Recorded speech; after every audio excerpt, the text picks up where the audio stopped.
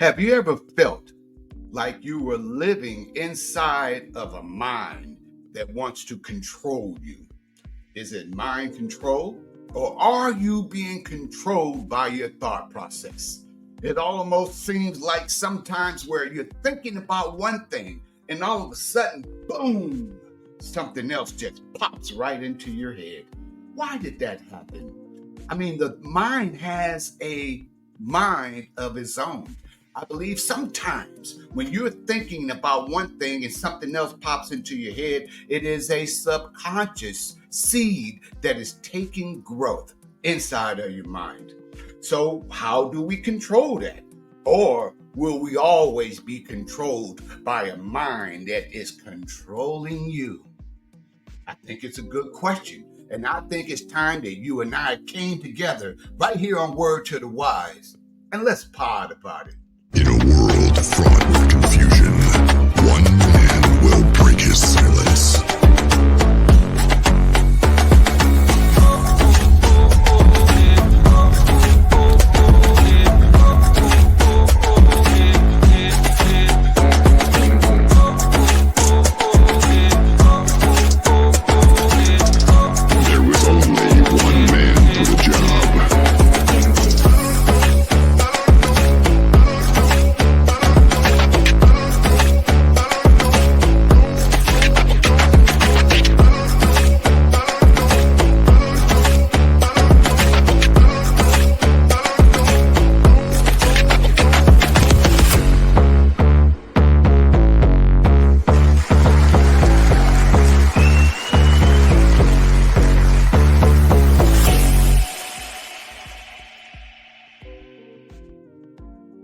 You are now tuned in to the funkiest show this side of the Pecos, baby. Yes, welcome to Word to the Wise podcast with the exclamation point. I am your tour guide and your liaison for this journey, and I'm glad you're walking this road with me. And you know why I do this here? Oh yeah, this is for Pops and Fat Mama. I love the fact that every single Wednesday we can just come together and make this kindred spirit. I want to reach as many people as I can because I believe what I'm talking about today has changed people's lives, some for the better, some for the worse. Are you being controlled by your mind? Are you trapped inside of your thought process? If you are, how do you change that? And before we do, can we talk a little bit about what it is mind control? This is what the dictionary says. It says mind control is a controversial theory that suggests that psychological techniques can alter or control a person's mind against their will. It's also known as what?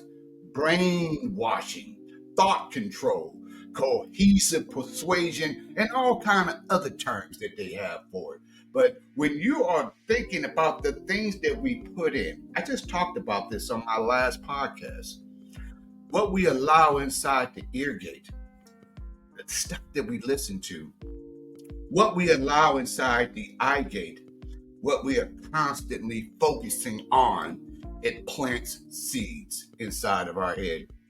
And if you plant lemon seeds, don't you expect apples. You won't get them. Yeah, you reap what you sow. What you put in is what you get out. It's the same process that a farmer uses. This is what I put into the ground, and this is what I know will come out. But we as human beings, we plant one thing, expect another, and are confused when we didn't get the seed that we planted. You know why? Because we are just letting other outside entities control us. It is big. It is huge nowadays.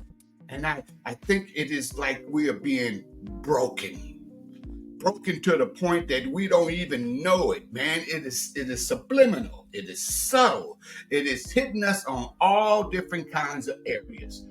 Do you have any vices? Anything that it is compulsive thinking about it? And half the time that I'm talking to you, I'm talking to myself, cousins. Yeah, I'm talking to me too. Do you have any vices? Because one thing that is very, very powerful as we get ready for football season, oh yeah, let's go Vikings. And I'm going to tell you right now, hey, it's not going to be a good season for the Vikings. I already know, but I'm still going to be cheering and rooting anyway. But one of the vices around football is betting, fantasy leagues, and putting money on it, putting money that you're supposed to allocate and spend on something else, betting on a sport team. When you do that, okay, if you have that disposable income, more power to you. Have fun with it. Enjoy yourself. But if you're spending money that you know you did not have, and you know that it's gonna hurt when you lose, then you have a vice. And my issue with the whole thing was it was illegal. Look what they did to Pete Rose. If those of you who do not know, Pete Rose was a baseball player. He played for the Cincinnati Reds, and he has a lifetime ban on him that he can't even go to the Hall of Fame, even though we all know that Pete deserved to be in there. First guy I ever seen, dived head first into first base. Mr. Hustle. They banned Pete Rose for betting. And I do believe he was betting that I bet we're going to win. I bet we are going to win. And now betting is legal. Betting is also advertised right during the game. Yeah, come and bet in all these different betting platforms, multi-billion-dollar industry. And I'm telling you, some of those billions that they are collecting should have been spent on something else, and that person really didn't have it. But he has a vice. She has a vice. And that vice is your mind that is controlling you. Sometimes we are trapped inside of a mind that wants to kill us. I know that sounds harsh, but I believe it to be true. What are other things that show that we are being mind controlled? Addictions. Do you have one? Tell the truth, cousin. The family understands. Hey, the family understands. I'm addicted to coffee. I have at least 2 cups every single morning. It is the caffeine that gets the endorphins going. After a good shower, I'm ready to get my day going. I gotta have my coffee, baby. It don't matter where I am. I'm going to get a cup or 2. I really enjoy that second cup of coffee. I enjoy the mornings, listening to the birds and getting some outside air on my back porch out there on the gazebo and just having a morning cup of joe. But I know that it is something that is a compulsory, that is triggering the endorphins back here in the back of your neck. Yes, it is triggering it and waking it up. It is an artificial stimulant. There's a lot of addictions out there that can control you. One addiction is addiction to sexually pornographic images, videos. Once you click a link, then it's just start popping up. Why? The algorithm is, that's what you like. That's what we're gonna feed you. Well, as much as you can handle and even more. Men who visit these strip clubs and throwing money that they were supposed to allocate somewhere else, that is a compulsive. And they also wind up with an unrealistic viewpoint of women. Women who dance at these clubs, they also are addicted to easy money. And trust me, I'm not saying that it's easy to get up there on that stripper pole. If you are a dancer, I'd love to hear from you in the comment. If you are a person that said, you know what, I tried the 9 to 5, but this, I can come and do this, and I can go and do other things. It leaves you with options, but oh my goodness, does it not leave your soul worn thin? It is not for me to answer that question. I love to hear from those who are inside of that industry. Once again, billions are going to the strip industry because we are feeding on what we are putting in through the eye gate. Ooh, this was going to hurt, cousins. I don't even know if I want to talk about this, but I think we should. Social media. Is social media an addiction? Is it? Because I know some who are doing very, very well. They're doing very, very well, getting a lot of views, and millions of people are watching everything that they say and everything that they do. And sometimes it is great messages that they have. But it is, you got to post more. You got to do more, and that more is controlling you. Why? Because when you're not doing more, you're thinking about what more can I do? It is here inside your head. It is coming through the ear gate and the eye gate and being bombarded right back into the mind. And it's a perpetual, never-ending cycle. At the same time, I look at what is on social media, you know? I'm a big fan of Facebook and TikTok and YouTube. I'm on those platforms myself, doing this right here, word to the wise, baby. Yes, I am on those. And I see the type of content that is winning. I'm talking positivity. I'm talking leadership development. And I know what is winning. You let a beautiful woman that is scantily clad get on there, and she doesn't have to say a word.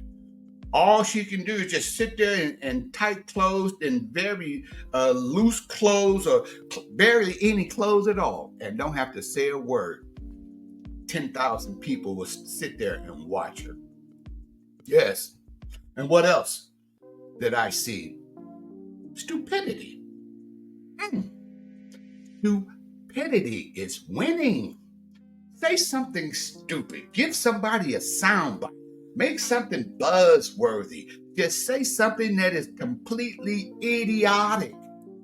I mean, if idiocracy is winning right today and sexuality is winning right today, what do you think is coming in third place? Anger, outrage, just that. Oh, I'm pissed off.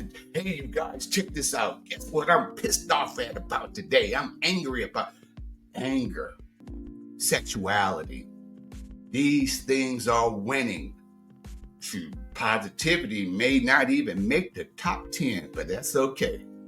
That's okay. To thine own self be true. Because if you are being controlled by a mind that probably wants to kill you, you got to be careful what you're putting out there in the atmosphere, in the universe, in the ethos. So I have a very crafted message. And I thank you guys for listening, because I know that there are other things that come into play, and we as a society know about them, and we still fall for the same old banana in the tailpipe trick. What am I talking about? Spending habits. Yes, impulse buying. That's your mind saying, get that, get that, get that. Yeah, you're right there. You're at the checkout line. Go ahead and get that Snicker bar. Yeah, but I'm a diabetic. Get it. Eat half of it. That's all. That's all you gotta do. Just eat half of it, okay? And just get that. You might well get two of them. Get two of them. Eat half or both of them. But that's me eating a whole one. If I eat half or two, don't try to do math. You're not good at math. Get the Snickers. Okay, I'll get two of them. Might as well get another one for the kids, for the grandbabies, and throw them all inside the basket. Impulse buy. And that is a simple purchase. What about those things that keep showing up to your front door? You saw it, wanted it. Did you need it? Your mind said that you did. But did you really need it? You got it, didn't you? And that impulse buy, that spending habit, it is also the mind controlling you, telling you what to do, and you do it. And sometimes you sit back and you're like, why did I do that? I really, really should have thought it through. Through what? The same head that's against you? There is mind control, and you are the one who is being controlled by it. They're called obsessions. Are you obsessed with anything? I'm talking to myself here, cousins. I can't wait for football to start. I'm obsessed. I love football. Yes, I do.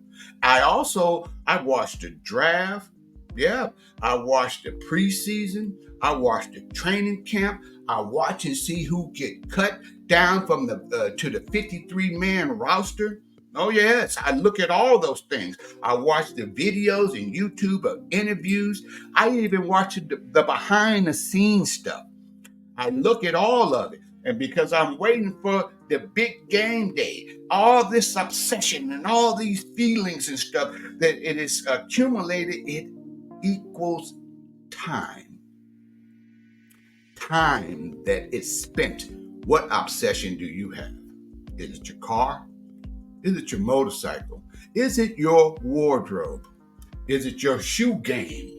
Are you obsessed with a nice brand new pair of shoes? Do you just like the smell of new shoes when you open that box and they are brand new and crispy looking to the point where you don't want to walk on certain surfaces with not in these shoes? I'm not going to do that. That is an obsession that you have.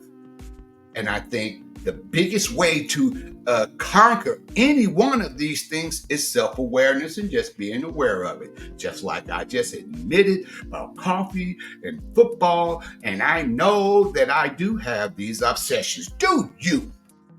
Do you? Because I'm going to tell you, you're being broken. Let me explain it to you. Come here, cousins. Come in closer. You know how they break a horse? How do they break horses? Take a horse that is wild and free, and they turn it into something that they can ride. But the first thing that they do is they have to break its spirit.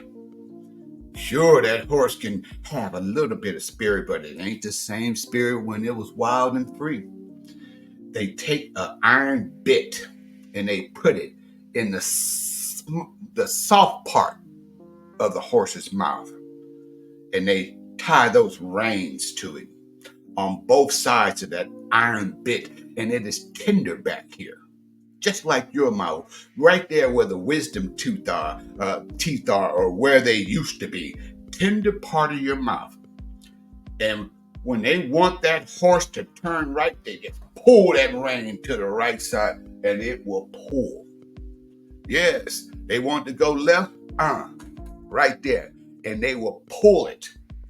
And they want that horse to giddy up. They snatch both of those reins, and sometimes they have spurs on their heels, and they kick it right into the side tenderloin, right up in the ribs. And pull that tender part. Giddy up with the spurs into the side, and take a whip if they want to, and just whip him in the hind. Whip him, kicking him with the heels, pulling him with the tender part of the mouth, and that horse will run. Why? It wants you to stop that pain. It wants the body will go because it don't want that pain anymore. It'll go and make that purchase. It'll go and buy that thing. It'll go and get you that other drink and drink and drink. But he who drinks of that water will most assuredly thirst again. It will go out of it. Wants you to stop that pain. And when that man, that rider, is now controlling this beast that could stomp him to death, he's in control. Just like the mind, the small part is control of the big part. That small human being is in control of this big beast. And know what it does? When it wants you to stop, it pulls and yank it from the tender part till it's just agonizing. And it says, whoa, whoa. and then let go. And then that horse will walk, right? That's how the mind is working when you're dealing with vices, obsessions. Giddy up. Especially addictions, drug addictions, alcohol addictions. When you are running out of your favorite drug or alcohol, the mind will focus on it. Get more, get more. It's an old saying, especially when you're dealing with things that there's so many drugs out there nowadays, but one is too many. One of them is too many, but 1,000 is not enough. Why? Because once you get that one, it is the chase. It is not the satisfaction. No, it's the chase of the next one. Let you run out of some cocaine, run out of some weed, run out of whatever that you do, heroin, fentanyl, run out of alcohol, run out of whatever, and your mind is thinking about, how do I get more? Yeah, how do I get more? It's just like that Snickers. Yeah, go get you a whole one, but only do half. You know that you're not only going to do half. It's like trying to eat 2 potato chips out of a big bag of potato chips. Yeah, once you get that first 2, now it just wet your whistle a little bit, right? Yeah, it got you to the point where, man, I can just kick back and watch me a movie, and before you know it, you got a handful of chips. That is what I'm talking about. Here's some things I want to tell you about how to deal with it. I don't want to give you a dilemma and not give you the answer. That's not fair, cousins. That's not fair at all. So here it is. Unfreezing, breaking down a person. There's 3 steps to gaining control of someone's mind. They want to unfreeze and break a person down. And then they want to change you. How? Introducing indoctrination. Is being political on social media an addiction? Can you stop yourself? We are in that season right now. We're in it. And it is the indoctrination. Nobody's going to change your mind at this point. And know what? You're not going to change anyone else's mind either. It's those that say they're undecided. I'm undecided. I don't know which person I should vote for. That's a lie straight out the pit of hell. You just don't want to vote. Because if you haven't made a decision at this point, you just haven't given it an iota of your time or thought. You just don't give a damn, and that's okay. Stop saying you're undecided. You just don't want to vote. Why? Because you're scared they're going to call you for jury duty or something. You're scared you go down there and what's my vote count for anyway? It's only one vote. Every vote counts. But if you are indoctrinated, you have that anger, you have that frustration, and boy, you relish when your opposing candidate says something stupid, says something angry, says something that you can say, see, I told you. So what you have to do is, here's some strategies. First thing first, admit you have an issue. Yeah, identify those unwanted thoughts. You were right in the middle, just kicking it and taking it easy, and all of a sudden something popped into your head. One thing that pops into your head if you are a person who has made anger your friend is revenge. Being spiteful. Man, I wish I can get back at so-and-so. Years ago. It's gone and passed, but it is an unwanted thought. Yes, and especially things of a sexual nature. Unwanted thought. I wasn't trying to think about that. I was watching a commercial for cholesterol, and all of a sudden, boom, pops into my head. Meditation, freeing the mind, and just clearing your thoughts, getting back control of your head. Free your mind. and your ass will follow. Meditation, being at ease, at peace, with a little bit of silence and a little bit of quiet. Change your perspective. Try to look at things from other people's side. It's hard to do. Yes, it is. Minnesota Viking fan, a Green Bay Packer, I don't see your perspective. Yeah, Detroit Lions, Chicago Bears. Those are the teams, everybody's like, here he go, talking about sports ball. We don't care about sports ball. Well, it's just inside the division, and they are all inside the NFC conference. Hopefully you can get to the Super Bowl and play the best team from the AFC conference. Yeah, I know. It gets even more sinister on a college level. Yes, it does. But those things where you can see another person's perspective, walk a mile in their moccasins, and you'll be able to see what it feels like. And then managing your stress. How? By writing it out. If you don't like writing, take out your favorite apparatus, and they got voice activated writing where you can just dictate and say, this is what I am feeling, and I feel this is why I feel this way. If you can do those things, simple tools, free your mind, meditate, confront those unwanted thoughts, be able to write it out or dictate it down and say, this is what I'm feeling and I don't know why. You expose it.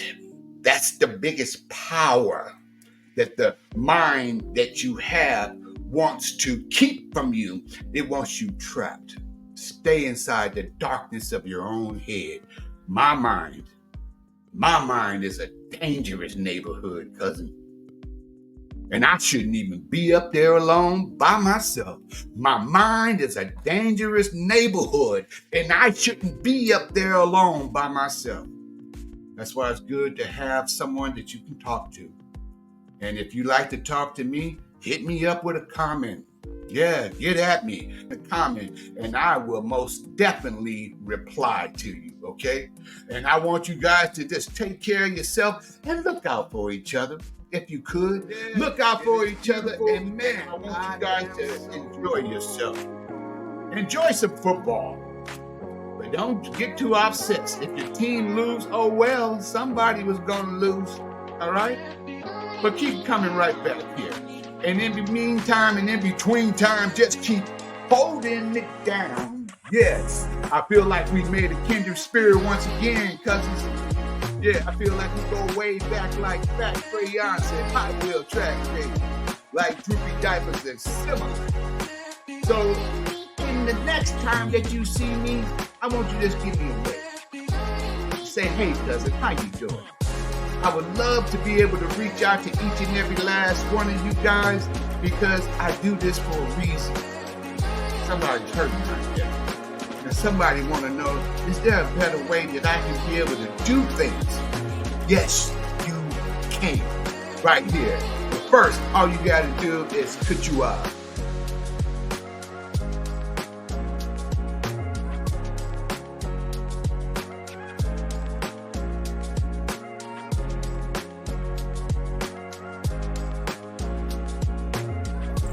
I hope you like the podcast and you really like the podcast. Come on, be serious. And you really like my podcast.